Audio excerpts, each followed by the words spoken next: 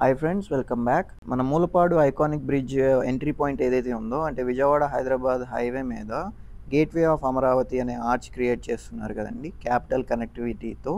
So ఆ point నుంచి కేవలం 900 మీటర్స్లో ఉన్న ఒక అద్భుతమైన ఇన్వెస్ట్మెంట్ ఆపర్చునిటీ అండి. భువనేశ్వరి ప్రాజెక్ట్స్ వారి గోల్డెన్ మెడోస్ ఫేజ్ 1 అండి. ఇది మనకి టోటల్ 7.5 ఏకర్స్లో లాంచ్ చేశారు ఫేజ్ 1. అండ్ అలాగే దీనికి ఎల్పి నెంబర్ కూడా వచ్చేసింది. అండ్ సో డెవలప్మెంట్స్ అయితే స్టార్ట్ అయిపోయినాయండి.